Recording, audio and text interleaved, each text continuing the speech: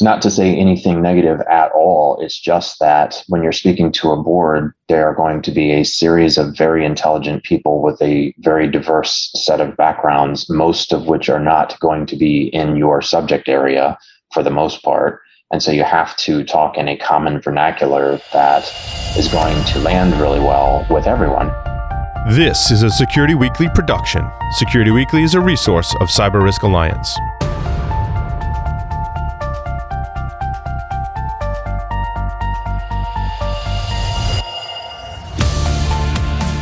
The Cybersecurity Collaborative is proud to present CISO Stories.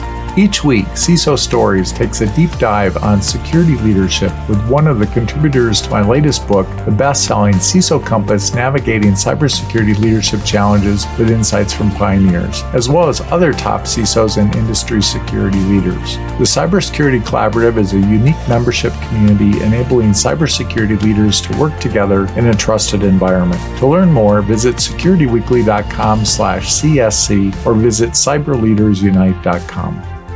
I'm your host, Todd Fitzgerald, and this week we welcome Jason Witty, Chief Security Officer at USAA. Yeah, Todd, first and foremost, thanks for having me on. And I'd say when I look back, I kind of got into it by accident. I've always been a tinkerer, and when I was probably around 11, 10 years old, somewhere in there, I had bought my first pallet of surplus computer equipment from NASA. And by the time I was 16, I had a bulletin board system with 6 phone lines and a ring down configuration and a whole bunch of computers, on the back end of it. We were trading files, and that was kind of like the cool thing, being able to dial into bulletin board systems and learn new stuff from people all over the world. And when I got into my first login into ARPANET in the early 90s, there was a search facility that I typed the word hack into, and I found 1,300 files that contained the word hack. And I was just so fascinated that there were that many on this thing, predecessor to the internet, mentioning the word hack. And so I printed them all out. And over about a roughly 5-year period that I was in college, I literally read all 1,300 documents and got pretty good at information security kind of on accident. Wow, that's a great start. I don't know a lot of people that have gone to that extent at 16 years old. Yeah, it was a really interesting environment. I grew up right outside of NASA Langley. My father was at the Pentagon for a while, and then in various civil service roles, but one of the things that he was very good at was procurement for the U.S. Army, and he used to get all kinds of experimental computer equipment and all kinds of experimental communications devices and all kinds of stuff. So he was bringing home tech, from the time I started remembering it when I was like 8, and by the time I was 18, I had seen all kinds of stuff that were trying to be sold to the military before they're being sold to the military. So it's kind of a neat environment to grow up in. Well, what a great opportunity. So you wrote a great piece for the CISO Compass book, Navigating Cybersecurity Leadership Challenges with Insights from Pioneers, which you clearly have been a pioneer in this space and have had some great roles in leading security across multiple organizations. And your piece was projecting confidence when presenting to the board of directors, and you talk about getting a seat at the boardroom table. That you finally made it. How do you go about getting that seat at the boardroom table? Yeah, so I guess I would say it's first off, it's a lot easier now than it was 5 or 10 years ago. It really is seen as a boardroom topic, and organizations like the National Association of Corporate Directors are very regularly talking about cybersecurity now, where 10 years ago it was barely a mention. And with all of the ransomware attacks that are happening and everything else, it really is something that corporate directors are concerned about and want to make sure that they are executing their fiscal responsibilities as corporate directors. And this is everyone's kind of seeing this as their remit. But I think getting to any table is about what value you're going to bring to that table and your ability to translate the very complex technological things that you may be doing in your day job to kitchen English that anybody who may or may not have that background can understand is super, super important. And so I think your ability to get to your own CEO's table on some sort of frequency, or get to your own chief risk officer's table on some frequency, is sort of a precursor to that. But I can say definitively that corporate directors are starting to pull CISOs into the conversation much more than in the past, and it's becoming less of a push across the industry.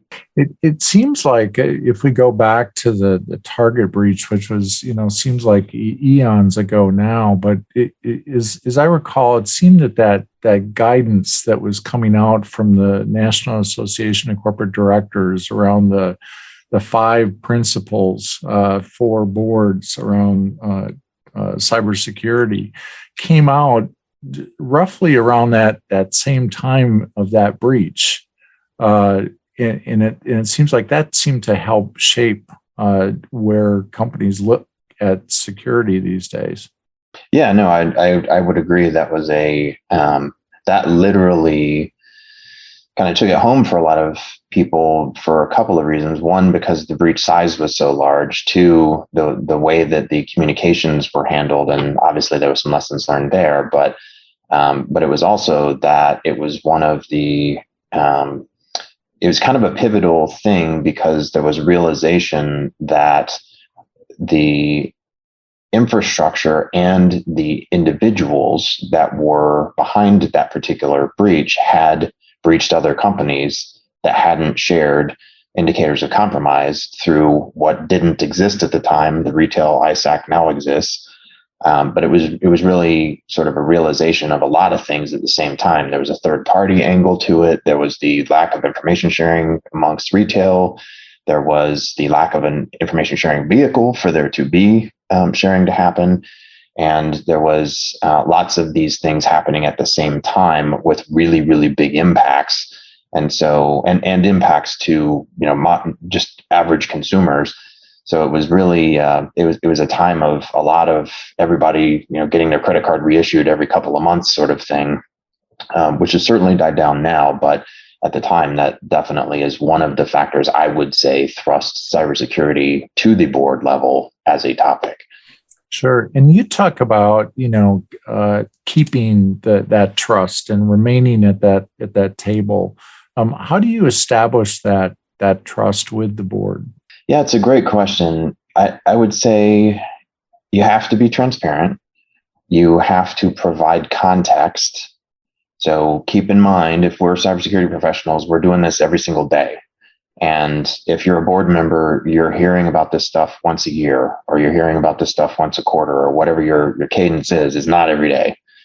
So you may be reading about it in the paper every day, but you may not remember that this particular identity and access management project was presented 6 months ago, and it's solving this particular subset of this other subset risk that the overall cyber program is driving down in order to make sure that the likelihood of a severe breach is lessened. So you have to have the empathy to put yourself in the shoes of a board member and think through, when was the last time I told them something about cyber? What was it I told them? How do I link them back to that? Is there standardized reporting that I can come up with so that I can always point back to, here's what I told you last time, here's what I'm telling you this time, or last time, I talked about this one of our 31 things. This time I'm talking about this other one of our 31 things. And therefore, I want to make sure you understand the risks in this topic area, or how it relates to the broader picture, or any way that you can set context for the conversation that you're about to have, and then be concise in your delivery of whatever that thing is. And then from a board member standpoint, they're always going to want to know not just what you're doing, but certainly why you're doing that and when you're doing that. So if you can establish that sort of cadence or battle rhythm with your board, and the more standardized and structured you can get with whatever template you're using to have the conversation, the more credibility you're going to have and the more trust you're going to build. So you mentioned that in that vein, you mentioned the establishing the context and the implications of those actions and the message, and mentioned that IT people or security people traditionally aren't very good at doing that. Why do you think that is? Yeah, I mean, I think part of it is, are you starting your thought process, your decision making with what's the best thing for the customer, and then what's the best thing for the entire company, and then what's the best thing for a particular division, and then what's the best thing for your team, and then what's the best thing for you? If you're starting from that sort of broad view of the world, then you're going to have a very, very different set of vernacular, set of decision making, set of decisions, set of outcomes you're driving, et cetera. So that's really where I start, is how do you make your decisions, and how broad are you thinking about what's right for the company's customers or the company as a whole, and then put everything else into that decision-making structure. The article this podcast is based upon can be viewed in the best-selling cybersecurity leadership book, CISO Compass, Navigating Cybersecurity Leadership Challenges with Insights from Pioneers. And I like how you talked about the, when you're talking about the content, which we clearly have to have content, is really table stakes. And when you're explaining it, that you like to think of it as you're explaining it to your mother, who's an intelligent person. And could you explain it in terms that she would understand? Yeah, no, absolutely. And that's definitely an analogy. And it's not to say anything negative at all. It's just that when you're speaking to a board, there are going to be a series of very intelligent people with a very diverse set of backgrounds, most of which are not going to be in your subject area for the most part. And so you have to talk in a common vernacular that is going to land really well with everyone. And, I'll just share that early in my career, I can't remember who said this, to be honest, and it may have been a quote from somebody famous, which I also don't remember, but somebody told me it's not what you say that matters. It's how your audience internalizes what you say that's everything. So if you're using really arcane or very technical, jargony type vernacular, that's not everybody's going to sort of internalize that the way that you meant for them to internalize it. And therefore you could be creating confusion. You may lose people. There may be messages that you meant, one way that all of a sudden you started getting a whole series of questions that have nothing to do with that. There's a lot of different ways that can manifest, but the more that you can be clear and use common terminology, the easier the message is going to be for a varied audience to internalize it the right way. I know in talking with Steve Katz on one of our CISO Stories podcasts, he was mentioning that the board is made up of very smart people. And if the message didn't get through to them, it's not their fault. It's your fault because, you didn't explain it properly. No, I completely agree with that. So you talked about, what I really liked is you talked about practicing and how you practice when you go into a boardroom. Could you walk us through that? Yeah, so I'd say the mechanism I use has evolved a bit over time, but what I do right now is first off, it's what do I want the board to take away? So what are those key things? If you remembered 2 or 3 things from this conversation, what are the 2 or 3 things I want to architect that is the outcome of the conversation? So do that up front. Then what is the flow of having sort of an outward in view? Maybe I want to start with the external threat landscape, update on what's changed in the world around us first, then get into what are the risks that we're talking about in this particular meeting, and how are we managing those risks? What are we doing when? And hopefully the why is kind of strewn in there. But then once I've got kind of the presentation that I want to go through, this is the part that's evolved a bit. most board members are expected to have read the materials ahead of time. And so most board members that have read the materials ahead of time don't want to do a page flip through everything. But at the same time, there will be some key things that you want to deliver on certain slides. And so what I'll typically do is I'll write my script for the whole presentation, and I'll just time myself with, if I was to say these precise words, this is exactly how long it would take me to say these words. I'll literally time it with a stopwatch, and I'll read that like 3 or 4 times before a board meeting. And then when I go into the board meeting, I'm not even looking at the script. I've already been through it 3 or 4 times. And then I just deliver it very naturally in the flow that I had written down. And I'll hit, a handful of slides here and there where it helps to accentuate the points that I'm making as I'm making it. And then throughout the, call it 8 minutes or 12 or 15 or whatever the time slot is, I'll pause at certain places in order to make sure that there's a natural inflection point for the board to ask questions or to add, their whatever they wanted to add to the conversation. I just wonder how many people really practice a presentation after they put it together. I mean, I think that is such a brilliant idea to do that. Yeah, and I don't think it's particularly brilliant. I just think it's good practice. But I would also say, though, one thing that I have found is for those that haven't done board presentations or that are, otherwise not confident about their own ability to do board presentations, a lot of CISOs who are seasoned at doing that are super willing to get on and sort of help someone go through a mock version and act like a board director and ask the questions that you would ask, or, move things around from a flow standpoint. So I've only gotten to where I am because I have a lot of friends that are smarter than me and I hang out with them all the time. And I'm super willing to give back, and they, everybody that I surround myself with is as well. And quite frankly, Todd, you're one of those people. Known you for a long time. You've always given back to the community, and you've always connected people, and that's what you're great at. And I just, the more that we can fight as a team in this space, the better. And certainly when it comes to, someone wanting to have a safe space to try something out and, get some feedback on it, the CISO community is fantastic for that.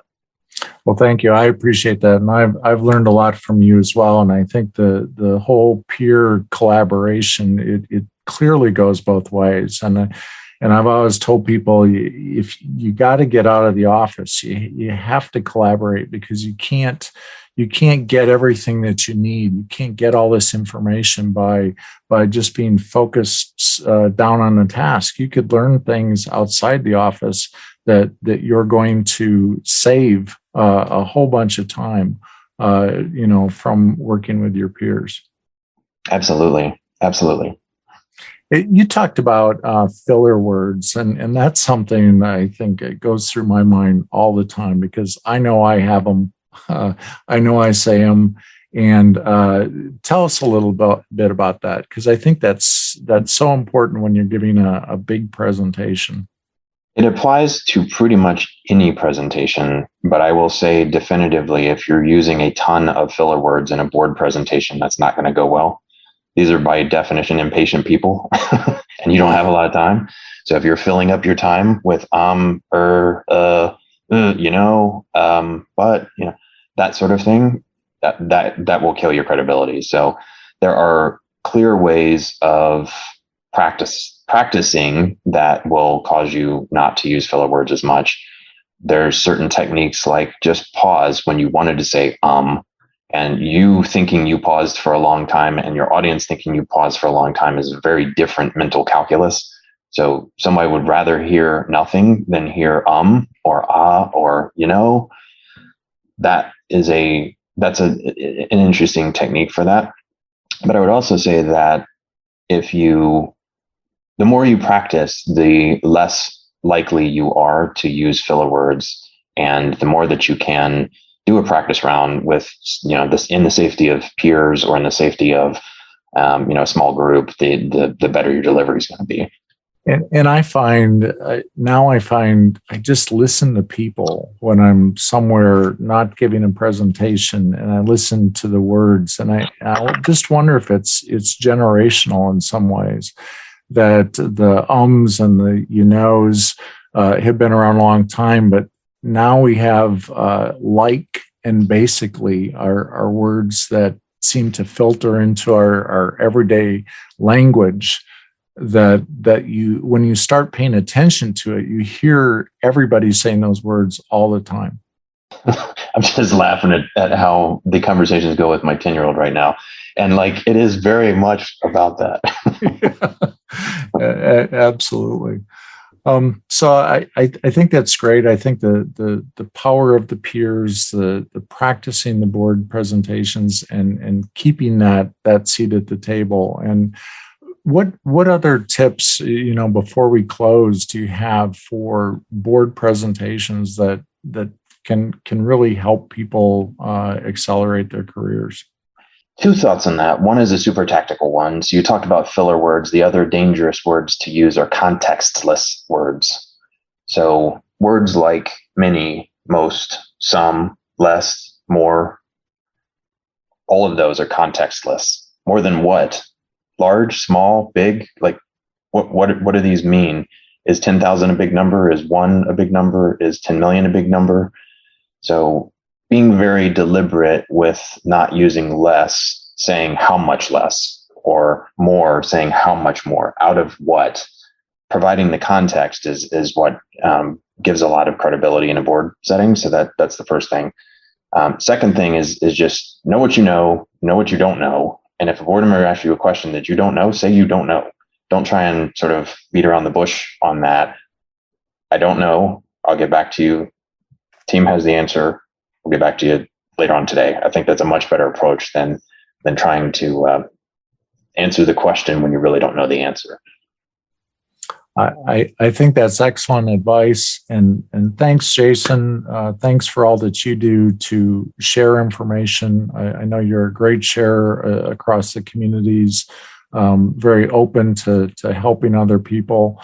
And thank you very much for taking the time on the CISO Stories podcast. Thanks so much. Really appreciate it. Visit more CISO Stories podcasts on securityweekly.com, where you will find an index to prior episodes. The Cybersecurity Collaborative is a unique membership community enabling cybersecurity leaders to work together in a trusted environment. To learn more, visit securityweekly.com/CSC or visit cyberleadersunite.com.